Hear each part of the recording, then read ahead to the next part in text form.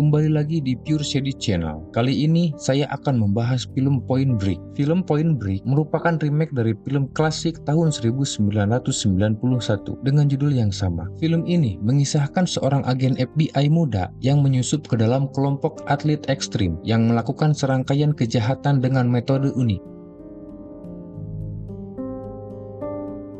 Cerita dimulai dengan Johnny Utah dan Jeff yang sedang melakukan olahraga ekstrim menggunakan motor trail. Mereka berencana menjadi orang pertama yang berhasil menaklukkan gunung curam tersebut. Utah yang ingin terkenal di YouTube berusaha meyakinkan Jeff bahwa mereka pasti bisa menyelesaikan misi ini. Dengan keterampilan yang cukup handal, mereka menghadapi berbagai rintangan curam menggunakan motor trail. Saat Utah dihadapkan pada tebing terpisah, ia berhasil melewatinya dengan sempurna dan merasa sangat gembira. Jeff pun berhasil melewati tebing yang curam, tetapi motornya melaju terlalu cepat hingga ia kehilangan kendali. Akibatnya Jeff terjatuh dan berada dalam posisi berbahaya di tepi tebing. Utah yang panik berusaha menolongnya, tetapi tidak mampu menahan beban berat motor Jeff. Akhirnya Jeff pun terjatuh dan tewas. 7 tahun setelah kematian Jeff, Utah memutuskan untuk bergabung dengan FBI. Di sana, ia menjalani berbagai proses seleksi, termasuk pemeriksaan fisik dan latihan intensif. Mereka dinyatakan lolos. Utah harus menjawab beberapa pertanyaan dari instruktur HAL yang ingin memastikan bahwa para agen mampu menjalankan tugas berat di FBI. Utah mencoba meyakinkan seniornya bahwa menjadi agen FBI adalah impiannya sejak kecil. HAL akhirnya memberikan kesempatan kepada Utah untuk membuktikan kemampuannya yang akan menjadi faktor penentu apakah ia layak bergabung atau tidak. Setelah resmi menjadi agen FBI, Utah langsung terlibat dalam sebuah kasus yang ditangani HAL. Sekelompok pencuri berhasil merampok berlian senilai $10 juta di Meksiko. Para perampok yang mengendarai motor trail dengan sengaja menunjukkan keberanian mereka di depan kamera CCTV. Setelah berhasil mencuri berlian, mereka melompat dari sebuah gedung dengan terjun payung dan menyebarkan berlian tersebut di tengah jalan, menyebabkan orang-orang berebut mengambilnya. Sementara itu, para perampok menghilang begitu saja. Tak hanya itu, di belahan bumi lain, tepatnya di Mumbai, mereka kembali beraksi setelah sebuah pesawat Amerika menjatuhkan 2 penerjun payung yang membawa sebuah kotak berisi jutaan dolar kepada seorang penduduk miskin di sana. Melihat motif mereka yang tampak sangat menyukai berbagai wahana ekstrim, Utah segera menyusun teori berdasarkan informasi yang ia kumpulkan. Setelah berhasil merangkai semua data yang ia peroleh, ia pun meminta kesempatan kepada HAL untuk menjelaskan motif para pencuri tersebut.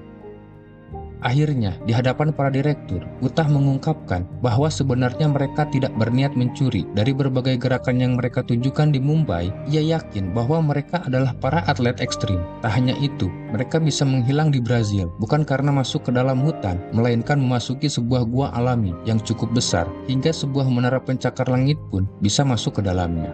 Semua ini berkaitan dengan seorang aktivis bernama Osaki yang memiliki sebuah program bernama Osaki 8 di mana ia harus menyelesaikan 8 tantangan alam yang sangat ekstrim.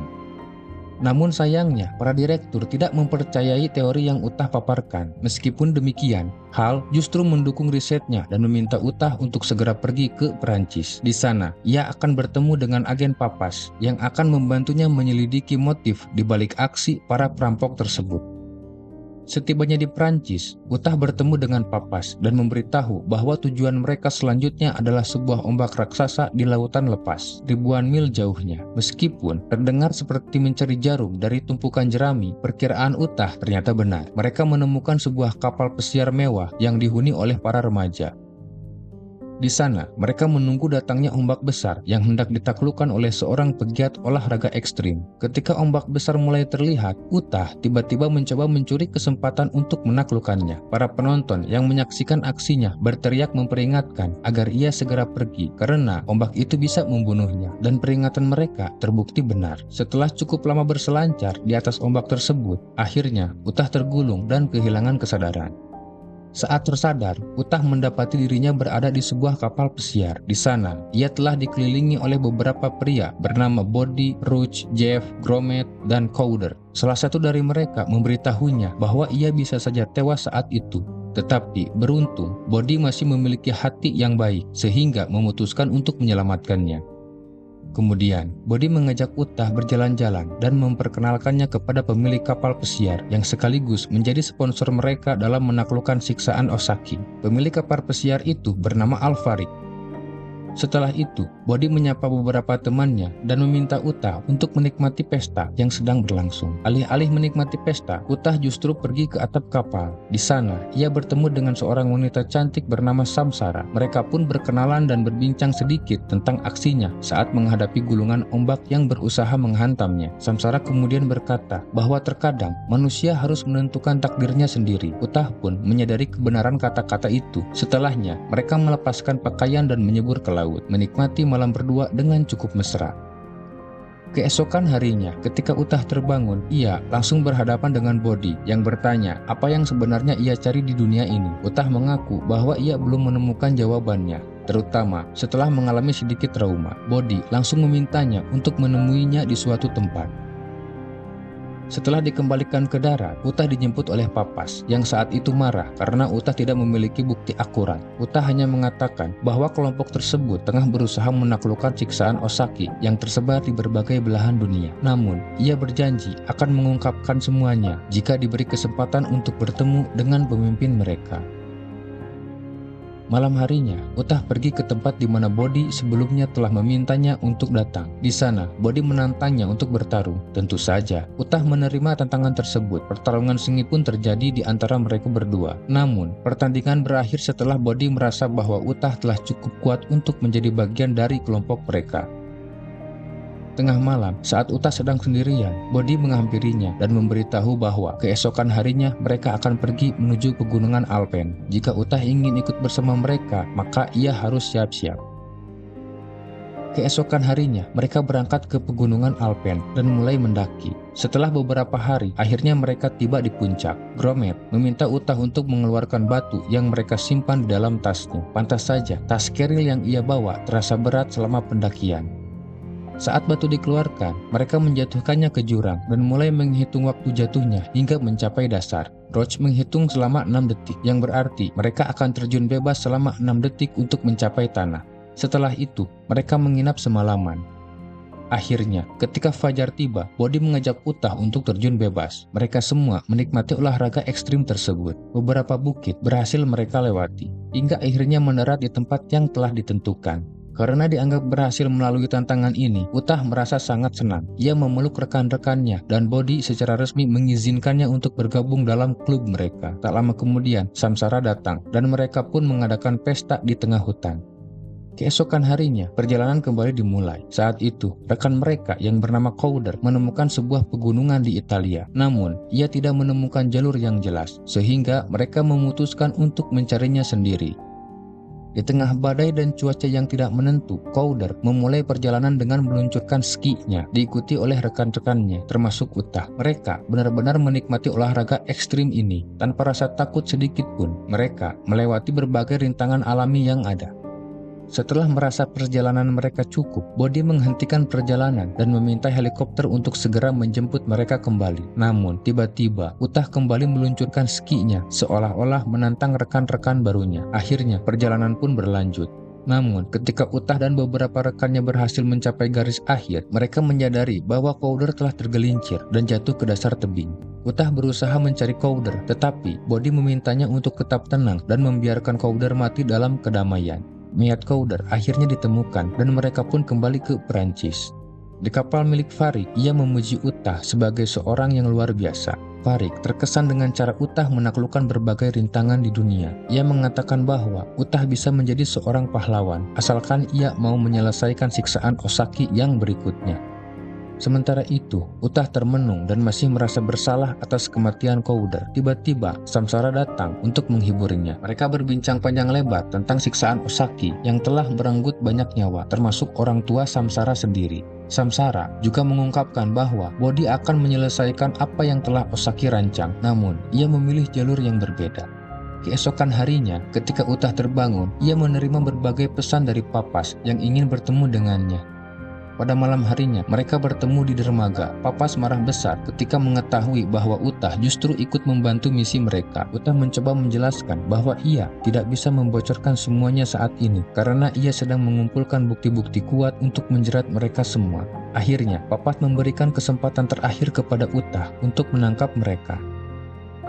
Keesokan harinya, saat Utah kembali berkumpul, sebenarnya Body dan rekan-rekannya telah mencurigainya karena ia menghilang selama seharian. Namun, mereka memutuskan untuk tidak terlalu memikirkan hal itu karena ada pekerjaan lain yang lebih penting.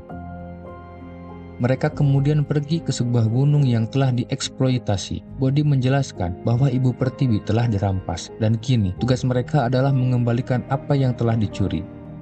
Mereka segera mengendarai motor untuk mengejar beberapa truk pertambangan. Melihat Body membawa bom, Utah terkejut. Ia tidak ingin melakukan hal ini, tetapi ia juga bingung karena tidak bisa mengungkapkan identitasnya. Body berhasil menggulingkan truk tersebut dan menyelipkan beberapa bom di dalam gua kecil di gunung itu. Karena situasi semakin berbahaya, Utah memilih memperingatkan semua pegawai untuk segera melarikan diri karena gunung akan segera meledak. Saat itulah identitas Utah terbongkar. Terpaksa, ia menjalankan aksinya dan meminta Body untuk menyerahkan diri. Sementara Roach dan Gomez telah melarikan diri lebih dulu. Ketika bom meledak, Utah hanya mampu menyelamatkan beberapa orang sebelum menyelamatkan dirinya sendiri.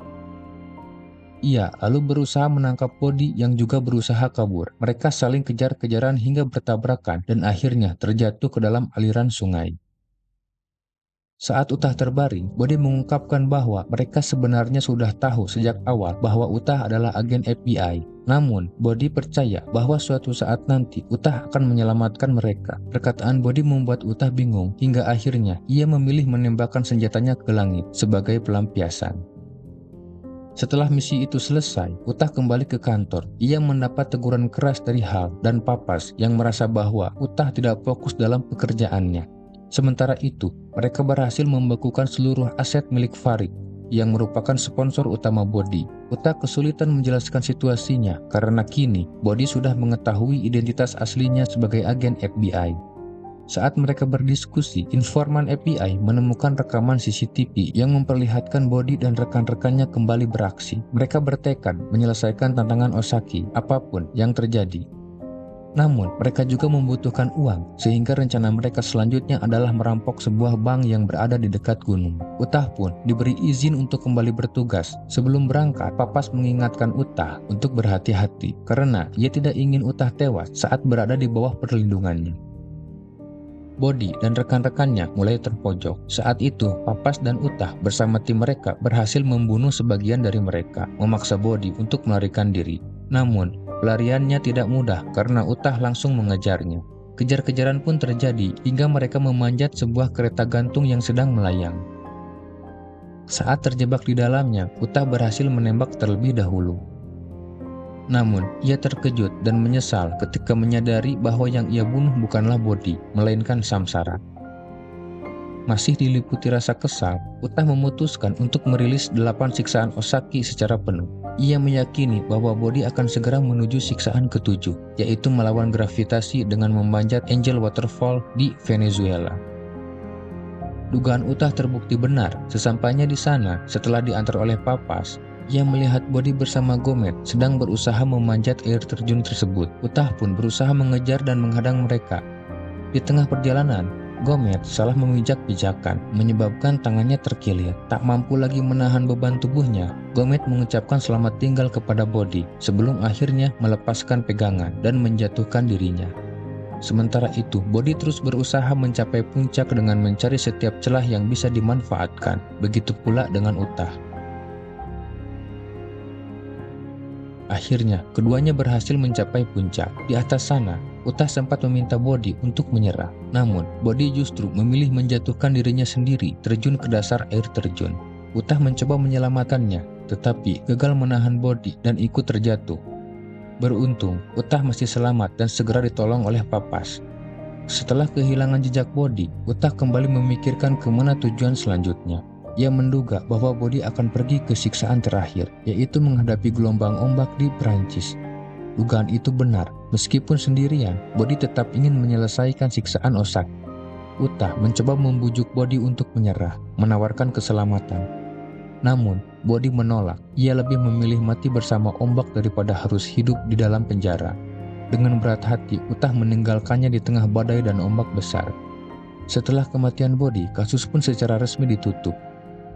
Sebagai penghormatan bagi Bodi dan rekan-rekannya, Utah memutuskan untuk kembali berselancar.